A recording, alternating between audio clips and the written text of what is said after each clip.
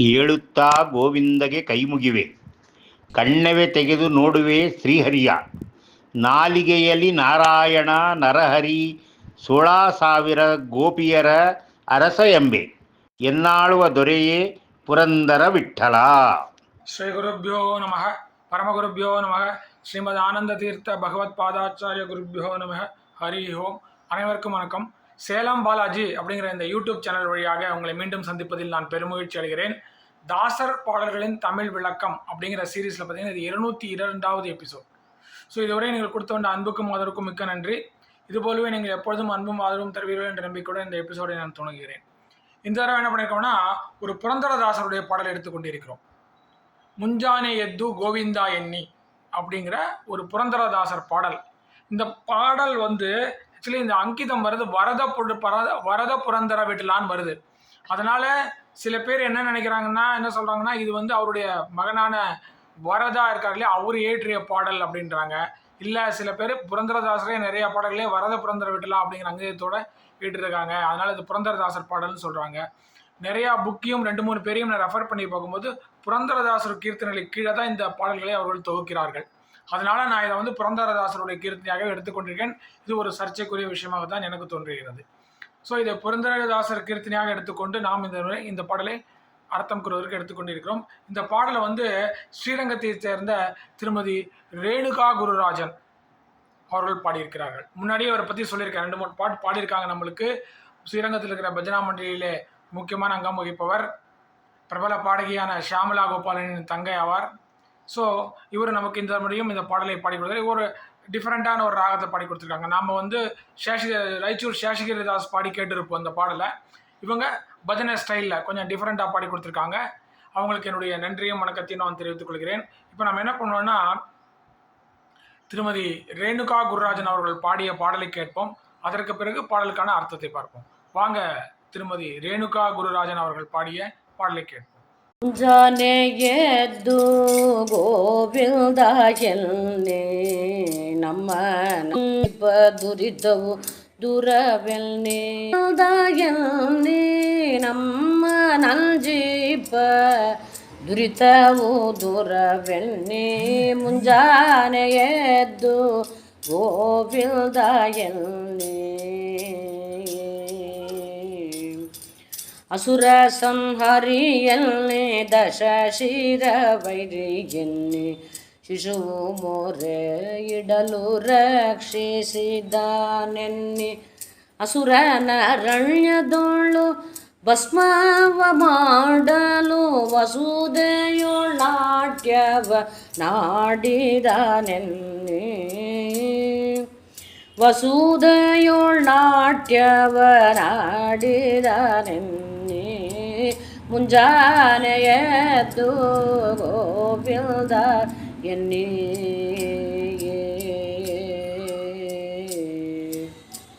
ಬಲಿಯ ಬೇಡಿದಾನೆಲ್ಲಿ ಚೆಲ್ಲುವ ವಾಮನನೆನ್ನಿ ಲಲನೆಯ ಅಭಿಮಾನ ಕಾಯ್ದನೆನ್ನಿ ಕಲಿಯುಗದಲ್ಲಿ ಬಂದ ಕೃಷ್ಣಾವತಾರನೆಲ್ಲಿ ಕಲಿಯುಗದಲ್ಲಿ ಬಂದ ಕೃಷ್ಣಾವತಾರನೆಲ್ಲಿ ಸಲೆಪಾಡು ಸುತರನ್ನು ಪಾಲಿಸಿದಾನೆನ್ನಿ ಮುಂಜಾನೆ ಎದ್ದು ಗೋವಿಂದ ಎನ್ನಿ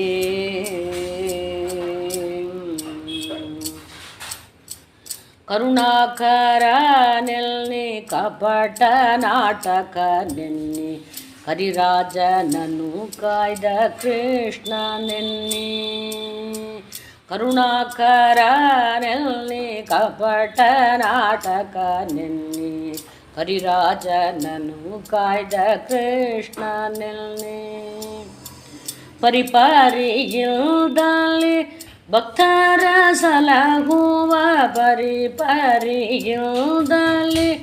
ಭಕ್ತರ ಸಲಹುವ ವರದ ಪುರಂದರ ವಿಠಲನೆಲ್ಲಿ ವರದ ಪುರಂದರ ವಿಠಲನೆನ್ನಿ ಮುಂಜಾನೆ ಎದ್ದು ಗೋವಿಂದ ಎನ್ನಿ ನಮ್ಮ ನಂಜಿಪ ದುರಿತವು ದೂರವೆನ್ನಿ ನಮ್ಮ ನಂಜಿಪ ದುರಿತವು ದೂರವೆನ್ನಿ ಮುಂಜಾನೆ ಎದ್ದು ಗೋವಿಂದ ಎನ್ನಿ.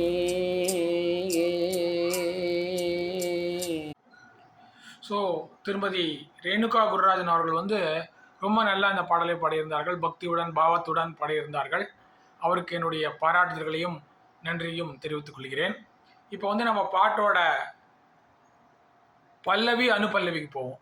ಮುಂಜಾನೆ ಎದ್ದು ಗೋವಿಂದ ಎನ್ನಿ நம்மன அஞ்சிப்ப துரித்தவு தூரவெண்ணி. அதாவது இந்த கோவிந்தா அப்படிங்கிற ஒரு நாமம் இருக்கிறது இல்லையா, அந்த நாமத்தின் மேல புரந்ததாசுக்கு ஒரு தனி காதலே உண்டு. கோவிந்தானா என்ன? நார்மலாக பார்த்தீங்கன்னா கோன்னா பசுக்கள், விந்தன்னா காப்பவன். ஸோ பசுக்களை காப்பவன் அப்படிங்கிறவங்க. இன்னொன்று கோங்கிற இன்னொரு இடத்துல என்னன்னா உலகம், அது மாதிரி இடத்துல கூட வருது, உலகத்தை காப்பவன் கோவிந்தன். ஸோ இந்த நாமம் மிகவும் ஒரு சக்தி வாய்ந்த ஒரு நாமம் இல்லையா. அந்த திருப்பதி வெங்கடாதிபதி நம்ம கோவிந்தான்னு கூப்பிட்டோம்னு உனக்கு அவருடைய அருள் இம்மிடியேட்டாக கிடைக்குது. ஸோ அதனால் இந்த ஒரு நாமத்தின் மேலே நம்முடைய புரந்தரதாசருக்கு ஒரு தனி இதே உண்டு இல்லையா. ಬಂದದ್ದೆರಳ ಬರಲಿ ಗೋವಿಂದನ நாம வந்திரலி அப்படின்றாரு. ஸோ அதனால் அதுக்கும் சொல்கிறாரு, கோவிந்தா நின்ன நாமவே செந்தா அப்படின்றாரு. ஸோ நிறைய பாடல்களை இவர் கோவிந்தனை ரொம்ப காதலுடன் கையாண்டிருக்கிறார் அப்படி இந்த நாமத்தை. ஸோ அந்த வகையில் தான் என்ன சொல்கிறாரு நம்மளுக்கு அறிவுரை சொல்கிறார். உன்னுடைய கஷ்டங்கள் வாழ்க்கையிலே தீர வேண்டுமானால், நீங்கள் சத்கதையை அடைய வேண்டுமானால் என்ன பண்ணணும்? ಮುಂಜಾನೆ ಎದ್ದು கோவிந்தா எண்ணி காலை எழுந்தவுடன், முஞ்சான காலை எழுந்தவுடன் கோவிந்தா அப்படின்னு நாமஸ்மரணை பண்ணுங்கள். அன்றைய தினம் உங்களுக்கு நன்றாக இருக்கும். அன்றைய தினம் நடக்கின்ற எல்லா ஒரு செயலிலுமே உங்களுக்கு வெற்றி கிடைக்கும். அப்படிங்கிறனால தான் ಮುಂಜಾನೆ எத்து கோவிந்தா எண்ணி அப்படி சொன்னால் என்ன ஆகும்? நம்மன அஞ்சிப்ப துரித்தவு தூரவெண்ணி, நம்மை பயமுறுத்தி கொண்டிருக்கின்ற இந்த பாவங்கள் கஷ்டங்கள்லாம் இருக்கிறது இல்லையா, அதெல்லாம் தூர விலகிவிடும் என்று எண்ணிக்கொள்ளுங்கள், என்று புரிந்து கொள்ளுங்கள். இங்கே மேலே எண்ணினா அங்கே என்ன அர்த்தம் வரும்னாக்கா சொல்லுங்கள்னு அர்த்தம் வரும். இங்கே எண்ணினாக்கா புரிந்து கொள்ளுங்கள் அப்படின்னு அர்த்தம் வரும். அந்த எண்ணிக்கு 2 அர்த்தம் இருக்குங்க. மேலே கோவிந்தா எண்ணினா கோவிந்தா என்று சொல்லுங்கள். இந்த இடத்துல தூரவெண்ணி அப்படின்னாக்கா அது உங்களை விட்டு விலகிவிடும் என்று புரிந்து கொள்ளுங்கள், அறிந்து கொள்ளுங்கள் அப்படின்னு அர்த்தம். அதுதான் இந்த ஒரு பல்லவி அனுபல்லவியோட அர்த்தம். இப்போ பாட்டோட முதல் சரணத்துக்கு போவோம். அசுர சம்ஹாரன் எண்ணி என்ன பண்ணணும்? கோவிந்தா மட்டும் சொல்லாதீங்க. உங்களுக்கு டைம் கிடச்சுன்னா என்ன பண்ணலாம்? அசுர சம்ஹாரா அப்படின்னு சொல்லிட்டு அந்த கடவுளை நீங்கள் தியானிக்கலாம். தசசிர வைரி எண்ணி, தசசிரான்னா யாரு? 10 தலைகளை உடைய அந்த ராவணனுடைய எதிரி என்று சொல்லுங்கள். அப்படியும் சொல்லுங்கள். உங்களுக்கு எது இஷ்டமா இருக்கோ அது மாதிரி சொல்லுங்க. சசியு முறையிடலோ ரக்ஷிசா தானெண்ணி, அதாவது அந்த குழந்தை இருக்கிறதுல பிரகலாதன், அவன் பக்தியுடன் வேண்டிக் கொண்ட பொழுது அவனை காப்பாற்றிய நரசிம்மா என்று சொல்லுங்கள். சசியு முறையிடலோ ரக்ஷிசுதான் எண்ணி, அவனை காப்பாற்றினான் என்று சொல்லுங்கள் அப்படின்னு சொல்றாரு. அசுர ஆரண்யதொழு பஸ்மவ மாடலு வசுதையோள் நாட்டிவ நாடிதான் எண்ணி, அதாவது இந்த விஷ்ணு புராணத்தில் ஒரு கதை வருகிறது. பஸ்மாசுரன் அப்படின்னு ஒரு அரக்கன், அவன் என்ன பண்ணுறான்? சிவனை நோக்கி தவம் செய்கிறான். தவம் செய்து நான் யார் தலையிலே கை வைக்கிறானோ அவர்கள் பஸ்மமாக போய்விட வேண்டும், சாம்பலாக போய்விட வேண்டும் வரம் பெற்று விடுகிறான். அப்போ என்ன பண்ணுறான்? அவன் அதை டெஸ்ட் பண்ணி பார்க்கறதுக்காக சிவபெருமானுடைய தலையிலேயே கை வைக்க போகிறான். அப்போ சிவபெருமான் அங்கேருந்து தப்பித்து மறைந்து ஓடுகிறார். அப்போ இந்த அரக்கனை எப்படியா கொல்ல வேண்டும் அப்படிங்கும்போது விஷ்ணு என்ன பண்ணுறாரு? மோகினி அவதாரம் எடுக்கிறார். மோகினிங்கிற ஒரு பெண் உருவம், மிகவும் அழகான ஒரு பெண்ணாக உருவம் எடுத்து அந்த அசுரனிடம் செல்கிறார். சென்று அவனை மயக்குகிறார். மயக்கி விட்டு நான் இப்படி எப்பொழுது பாடி ஆடுகிறேனோ அதுபோல் நீயும் நடனம் ஆட வேண்டும், அப்பொழுது நான் உன் இச்சைக்கு ஒத்துக்கொள்வேன்கிறாரு. அவனும் அந்த காம மயக்கத்தில் என்ன பண்ணுறான்? இவர் எப்படியெல்லாம் டான்ஸ் ஆடுறோ மோகினியாக அப்படியெல்லாம் நடனம் ஆடுகிறான். கடைசியாக அவங்க என்ன பண்ணுறாங்க? நடனம் ஆடி விஷ்ணு தன் தலைமையிலே கை வைத்துக் கொள்கிறார். அப்போது அந்த அரக்கனும் அந்த மயக்கத்தில் தன் தலைமையிலே கை வைத்து கொண்டு பஸ்மமாகி இறந்து விடுகிறான். அதனால தான் சொல்கிறாரு, அசுரன் ஆரண்யதொழு, அந்த அசுரனுடைய அந்த காட்டிலே பஸ்மவ மாடலு அவனை பஸ்மமாக ஆக்குவதற்காக வசுதையோள் இந்த உலகத்திலே நாட்டியவன் ஆடிய தான் எண்ணி அந்த நாட்டியத்தை ஆடிய மோகினி அவதாரத்தை எடுத்த ஸ்ரீ விஷ்ணு என்று கூறுங்கள் அப்படின்றாரு. அதுதான் இந்த ஒரு சரணத்துடைய அர்த்தம். இப்போ பாட்டுடைய அடுத்த சரணத்துக்கு போவோம். பலியா பேடிதன் எண்ணி செலுவா வாமனன் எண்ணி. அந்த பலி இருக்கிறான் இல்லையா, மகாபலி, அவனிடம் 3 அடி மண்ணை வேண்டி கேட்ட அந்த செலுவ வாமனன் எண்ணி, அந்த அழகான வாமன அவதாரம் என்று நீங்கள் அவனை நினைத்து பிரார்த்தனை செய்யுங்கள். என்னென்னலாம் பண்ணலாம், மார்னிங் எஞ்சி இதெல்லாம் பண்ணலாம். டைம் இருந்ததுனாக்கா நீங்கள் உட்காந்து இதெல்லாம் செய்யலாம். செய்தனால் அன்றைய தினம் உங்களுக்கு மிக நல்ல நாளாக அமையும். எவ்வளவோ செய்கிறோம், காத்தடைஞ்சு மொபைலில் நோண்டுறோம். உட்காந்து இந்த ஒரு 10 நாமாவை சொன்னோம்னாக்கா அன்றைய தினம் நமக்கு ஒரு வெற்றியை கொடுக்கக்கூடிய தினமாக நிச்சயமாக அமையும். லலனைய அபிமான காய்தன் எண்ணி, அந்த அழகான அந்த பெண்மணி திரௌபதி இருக்கிறார் இல்லையா, அவனுடைய மானத்தை காத்தவன், இந்த வஸ்திராபரண டைமில் வந்து மானத்தை காத்தவன் என்று அவனை பற்றி சிந்தியுங்கள். கலியுகದಲ್ಲಿ ಬಂದ கிருஷ்ணாவதாரவெண்ணி, இந்த கலியுகத்திலே வந்த கிருஷ்ணாவதாரன் என்று எண்ணுங்கள். யாரை சொல்றார் அவரு? வியாதவியாசரை சொல்கிறார் இல்லையா, வியாதவியாசரை சொல்கிறார். அவன் என்று நீங்கள் அவனை வியாதவியாசர் என்று அவனை ஸ்மரணை செய்யுங்கள். சலே பாண்டு சுதரன்னு பாலிசிதனெண்ணி, அந்த பாண்டு சுதரர்கள் பாண்டவர்கள் இருக்கிறார் இல்லையா, அவர்களை எப்பொழுதுமே காத்து கொண்டிருந்தான், கண்ணிமை போல் காத்து கொண்டிருந்தான் என்று அவனை நோக்கி நீங்கள் தியானம் செய்யுங்கள் இல்லையா. அந்த பாண்டு சுதரான பாண்டவர்களே மம பிராணான்றார் கிருஷ்ணா. ஸோ என்னுடைய பிராணனை போன்றவர்கள் அப்படின்னு சொல்லி அவரை பாதுகாக்கிறார். அந்த கிருஷ்ணன் என்று சொல்லி அவனை எண்ணுங்கள் அப்படின்னு சொல்கிறாரு. அதுதான் இந்த ஒரு சரணத்துடைய அர்த்தம். பாட்டுடைய கடைசி தரத்துக்கு போவோம். இங்கே தான் வரத புரந்தர விட்டலா அப்படின்னு சொல்லி முடிக்கிறாரு. அதில் தான் சிறிது ஐயம் இருக்கிறது. பட் எல்லாரும் மோஸ்ட் எப்படி என்ன சொல்கிறார், இது புரந்தரதாசருடைய பாடல் தான் சொன்னாலும் நானும் இதை புரந்தரதாசர் பாடலாக எடுத்துக்கொண்டு இந்த அர்த்தத்தை கூறிக்கொண்டிருக்கிறேன். கருணாகரன் எண்ணி, அந்த கருணா சாகரன் கருணையுடையவன் என்று அவனை எண்ணுங்கள். அதே நேரத்திலே கபட நாடகன் எண்ணி இல்லையா, மகாபாரதத்திலே எத்தனை நாடகங்கள் நடத்துகிறார்.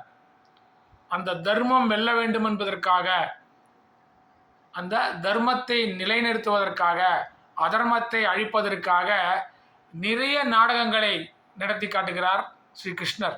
அதனால தான் அவருக்கு கபட நாடக சூத்திரதாரி அப்படின்னு சொல்கிறாங்க. அதனால தான் கபட நாடகன் எண்ணி கரிராஜனனு காய்த கிருஷ்ணன் எண்ணி, அந்த யானை இருக்கிறது இல்லையா இல்லையா, ஆதிமூலா என்று அந்த கரிராஜன் அந்த யானை அழைத்த பொழுது உடனே வந்து துடிதுடினே ಬಂದುன்றாரு கோபாலதாசರು. மடதைಗೆ ಹೇಳಿದೆ துடிதுடிதினே ಬಂದು அப்படின்னாரு. ஒய்ஃபிட்டு கூட சொல்லலாம், அவங்க வீட்டுக்காரமாக கூட சொல்ல, சடனாக கிளம்பி தடதடான இறங்கி வந்து காப்பாற்றிய அந்த கிருஷ்ணன் என்று சொல்லுங்கள். அந்த யானையை முதலிடமிருந்து காப்பாற்றிய அந்த கிருஷ்ணன் என்று சொல்லி அவனை துதியுங்கள்.